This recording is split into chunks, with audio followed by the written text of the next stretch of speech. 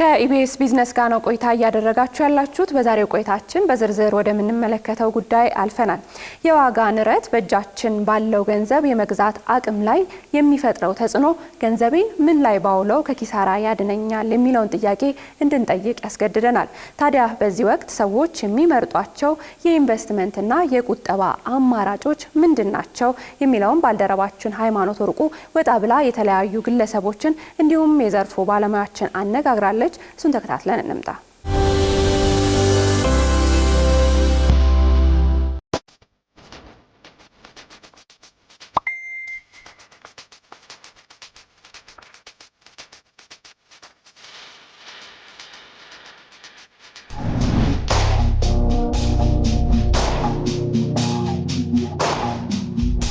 ይህንን ብር አሁን ምን ባደርገው ይሻላል?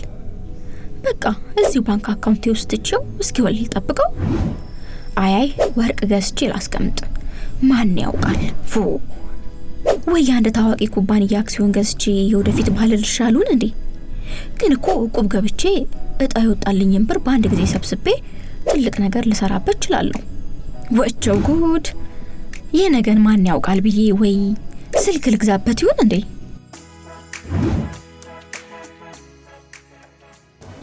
ይህ የኔ ብቻ ሳይሆን የብዙዎች ሀሳብ ነው ማለት ይቻላል። የኑሮ ውድነትና የዋጋ መናር ሁሉንም ሰው በሚፈትንበት በዚህ ሰዓት ሰዎች ያላቸውን ጥቂትም ትሁን በርከት ያለ ገንዘብ ከኪሳራ ለማዳን ምን አይነት አማራጮችን እየተከተሉ ነው?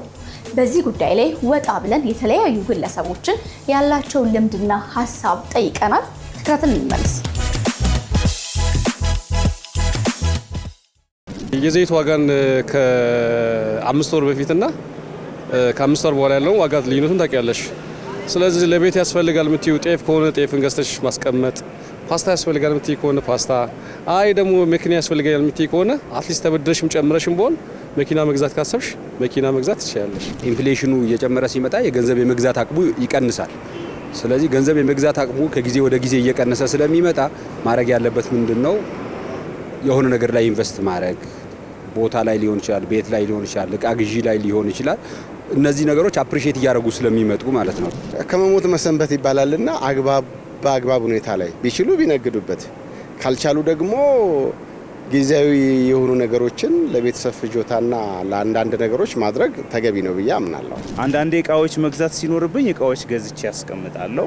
ትንሿም ነገር ብትሆን እቃ ነች አይደል? ከአልባሳት ጀምሮ አንዳንዴ ደግሞ ገንዘብ መያዝ ባለብን ሰዓት ደግሞ ትንሽም አማውንት ብትሆን ገንዘቧን ይዞ መጠበቅ እላለሁ። ለምሳሌ መኪናም ሆነ ንግድ ላይ ያለ ሰው ደግሞ እቃ ላይ የተለያዩ ነገሮች ላይ ቢያውለው የተሻለ ነው ብዬ አስባለሁ። እኔ ገንዘባችንን ስራ ላይ ነው እያወለ ማንቀሳቀስ ገንዘብን ነው የሚሻለው። ይዞ ከማስቀመጥ ገንዘብን ማንቀሳቀሱ የተሻለ ነው ብዬ አስባለሁ። አምና ወይም ደግሞ ካቻምና የኛ የኢትዮጵያ ብር 10 ብር ሲገዛው የነበረው ነገር አሁን ምናልባት በ30 ብር ሊገዛ ይችላል። ወር ደግሞ በ1000 ብር ሲገዛ የነበረው ነገር 3000 ብር ሊሆን ይችላል። ቫልዩ ኦፍ መኒ እየወረደ ስለሚመጣ ስለዚህ ሰው ያለው ነገር ኢንቨስት ቢያደርገው ባለው አቅም በተጠና ቢዝነስ ዝም ብሎ ኢንቨስትመንት ሳይሆን በደንብ የተጠና አናሊሲስ ሰርቶ ምን ላይ ባውለው ምን ሊመጣልኝ ይችላል፣ ሪተርን ኦን ኢንቨስትመንት በምን ያህል ጊዜ ሊመልስልኝ ይችላል ብሎ አናሊሲስ ሰርቶ ኢንቨስት ቢያደርግ እመክራለሁ። ከማስቀመጥ እቃ ላይ ወይ የሆነ ነገር ላይ ማስቀመጥ። እንደሰማችሁት እንግዲህ ዘይት ገዝቶ ከማስቀመጥ እስከ ንግድ መጀመር ያነጋገርናቸው የተለያዩ ግለሰቦች እንግዲህ ያላቸውን ሀሳብና አስተያየት ሰጥተውናል። ታዲያ በዚህ ጉዳይ ላይ የዘርፉ ባለሙያዎችስ ምን ይላሉ? የእነሱን ሀሳብ ተከታትለን እንመለስ። ዋጋ ግሽበትን ለመረዳት ጥሩ የሆነው መንገድ በአንድ ኢኮኖሚ ውስጥ 5 ሰዎች አለን። በ5 ሰዎች ውስጥ 10 እንቁላል አለን። ኦኬ 10 እንቁላል አለን።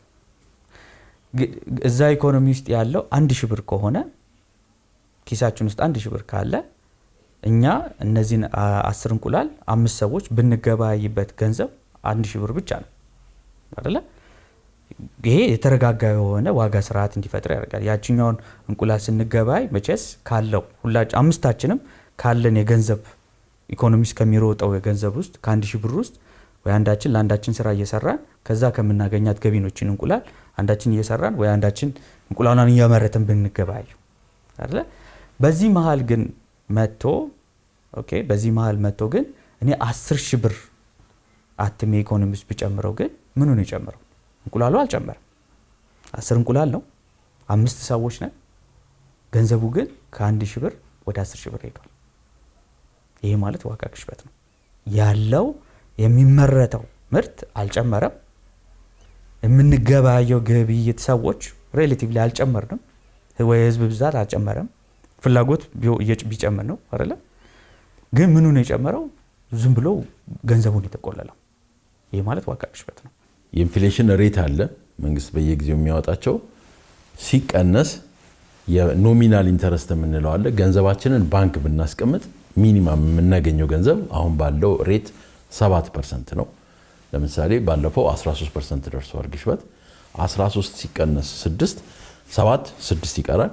ስለዚህ በየአመቱ የመግዛት አቅሙ ዘንድሮ በ100 ብር የምንገዛው እቃ በሚቀጥለው አመት 106 ብር ምናምን ይፈልጋል፣ ወይም ደግሞ ዋጋው 93 ብር ይሆናል ማለት ነው። እጃችን ላይ ያለው 100 ብር ነው፣ ቫልዩ ግን የ93 ብር ዋጋ ነው የሚኖረው ማለት ነው። ስለዚህ ዘንድሮ በ100 ብር የምንገዛው እቃ በ106 ብር ነው የምንገዛው ማለት ነው። ያንኑ እቃ ምንም 100 ኪሎ ጤፍ ከሆነ በሚቀጥለው 100 ኪሎ ጤፍን በዛ ዋጋ ነው የምንጨምረው ማለት ነው። ስለዚህ ሁለት ነገሮች መኖር አለባቸው። አንደኛ ገቢያችን መጨመር መቻል አለበት በዛን ያህል ፐርሰንት አማውንት። በዛን ያህል ፐርሰንት አማውንት ደግሞ ገቢያችን ሊጨምር የሚችለው በንግድ ማህበረሰብ ውስጥ ያለ ሰው ካፒታሉን አፕሪሺየት በማድረግ እና በሚሸጠው እቃዎች ላይ በመጠበቅ ፕሮቴክት በማድረግ ካፒታሉን ተቀጥሮ የሚሰራ ሰው ደግሞ በዛን ያህል መጠን ደሞዙን በማሳደግ ትርፍ ጊዜ በመስራት ሊሆን ይችላል ገቢውን፣ ወይም ደግሞ የስራውን በማሻሻል ይችላል፣ በትምህርት በልምድ በምናምን በማሻሻል ሊሆን ይችላል። ይህንን በማካካስ ሊሆን ይችላል። ኢንፍሌሽን ማለት አንዲክለርድ የተደረገ ማለት ነው። ሰው ባለው አቅም ኦኬ፣ ባለው አቅም የሚፈለገው ነገር ላይ ቢገዛ ጥሩ ነው። ያ ማለት ምን ማለት ነው? ካስፈለገ እንኳን አንቺ ያለሽ 10000 ብር ሊሆን ይችላል። 10000 ብሩን በብር ከምታስቀምጪ በወርቅ ብታስቀምጪ ጥሩ ነው። ወርቅ ገዝተሽ ለምን? ምክንያቱም ወርቁ ዋጋውን የሚከተለው ወርቅ ቅድም እንዳልኩት ነው፣ የማይቀየር አውትፑት ነው። ወርቁ ለመጨመር ብዙ ወርቅ ማውጣት አለባት ኢትዮጵያ። ያ ደግሞ ብዙ ጊዜ አይሆንም። ገንዘብ ማተሙ በጣም ቀላል ነው፣ ወርቁን ማውጣቱ በጣም ከባድ ነው አይደለ? ያ ሁሉ ጊዜ ቫልዩን ሰስቴን እያደረገ እንዲኖር ያደርገዋል። ባለሽ አቅም አስማች አስ ፖሲብል ወርቅ፣ መኪና፣ ተንቀሳቃሽ ንብረቶች፣ መኪና ባትሪም ሊሆን ይችላል፣ ብረትም ሊሆን ይችላል። እነዚህ ነገር ላይ ስታደርጊ ያው ብዙ እንትኖችን ይፈጥራል። ያለውን ሀብት ለመጠበቅ ይሞከራል። ግን አሁን ለምሳሌ ለዚህ ነው ማክሮ ኢኮኖሚ ማሻሻያ ስናደርግ ይሄ ገንዘብ ማተም አቆመን፣ ካፒታል ገበያ ፈጠርን። ለምን ሰው ያንን ገንዘብ እንደዚህ አይነት እቃዎች ላይ እና እንደዚህ አይነት ቦታዎች ላይ ከሚያስቀምጥ ብሩን ሰብስቦ ካፒታል ገበያ ላይ ቢያስቀምጥ መንግስትን ብር እስካላተመ ድረስ የገንዘብ ፖሊሲው እስከ ሰስተኔብል ሆኖ ተረጋግቶ እስከሄደ ድረስ የሚያገኘው ገንዘብ ጤናማ የሆነ ግኝት ፖዚቲቭ የሆነ ወይም ትክክለኛ የሆነ ሪተርን ይሰጣል። በዋናነት ግሽበት ማኔጅ የሚደረግበት የራሱ መንገድ አለው። ገንዘብን ይዞ ማቆየት በጥሬ ገንዘብ በካሽ በሊኩዊድ መልክ ይዞ መቆየት ያው እንትን ይላል። በዚህ ሰዓት አሁን ቦንድ መግዛት ምናምን ባንክ ማስቀመጥ ምናምን ነገሮች አደገኛ ናቸው። ባንክም ካስቀመጡ ከባንክ ጋራ ይሄ ፊክስድ አድርጎ ተደራድሮ ጥቅምን አውቆ ገንዘቡን ማንጠቀመው ከሆነ ከባንክ ጋራም ስናስቀምጥ ባንኮች ጋራ ሄደን ቀርበን በፐርሰንት አለ የሚከፍሉት የዲፖዚት እና ከሪል ኢንተረስቱ ጋራ ተመጣጣኝ የሆነ ነገር ማድረግ ነው። ግን በዋናነት በሚመጣበት ሰዓት የመጀመሪያው አማራጭ ወደ ንብረት ማዞር ነው ገንዘቦች። ሁለተኛው አማራጭ ደግሞ ያንን ገንዘብ አለማስቀመጥ ነው። ማገላበጥ መስራት እሱን ይጠቅማል። ምክንያቱም ዝም ብሎ ባንክ ከማስቀመጥ ይልቅ ገንዘቡን ወደ ንግድ ስራ ውስጥ አስገብቶ ገንዘቡ ራሱ ስራ መስራት መቻል አለበት። ምክንያቱም ባንክ ቢቀመጥ 7% ነው በአመት፣ እሱም ታክስ ይደረጋል። ከዛ እንግዲህ በዛ ላይ ደግሞ የ100 ብር ዋጋ ሪል ኢንተረስቱ 13% እንኳን ቢሆን የመግዛት አቅሙ በየ13% እየላሸቀ ይሄዳል ማለት ነው። ስለዚህ ሁል ጊዜም ቢያንስ 6 ብር ምናምን እየከሰርን ነው የምንሄደው ማለት ነው። አመቱ 6% እየከሰርን ያለ ነው ማለት ነው። ግን ንግድ ውስጥ አስገብተን ካሽ ፍሎ እንዲኖር ማድረግ ነው። ካሽ ፍሎ ፖዚቲቭ መሆን አለበት። የሆነ ብር ታወጫለሽ፣ የምታስገቢው ብር ከፍ እያለ ሲሄድ ከምታስገቢው ብር የምታወጪው ሲቀንስ ፖዚቲቭ እየሆነ ሊሄድ ይችላል። የመጀመሪያ አማራጭ ግን ወደ ንብረት መውሰድ ነው። ሁለተኛው ገንዘቡን ስራ ማሰራት ነው። ቤት ሊሆን ይችላል። እነዚህ ዋጋቸው ሊጨምር የሚችሉ መኪናዎች፣ ዋጋቸው ሊቀንስ የሚችሉ መኪናዎችም ስላሉ ነው። ወርቅ ሊሆን ይችላል። በዛሬው የኢቢኤስ ቢዝነስ ዝግጅታችን ሰዎች በእጃቸው ላይ የሚገኘውን ጥሬ ገንዘብ ከኪሳራ ለማዳን ምን አይነት አማራጮችን እየተከተሉ ነው ስንል ወጣ ብለን የተለያዩ ግለሰቦች ሀሳብና አስተያየት ሰምተናል። እንዲሁም ደግሞ የዘርፉ ባለሙያዎችስ ምን ይላሉ ስንል ጠይቀናል። እናንተስ የትኛውን አማራጭ እየተከተላችሁ ነው? ወደ ስቱዲዮ እንመለስ።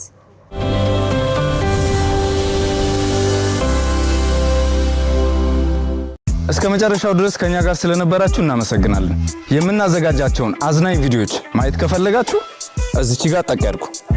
ሰብስክራይብ የሚለውን ደግሞ እዚህ ጋር ጠቅ ማድረግ እንዳትረሱ። በቀጣይ ቪዲዮ እንገናኝ።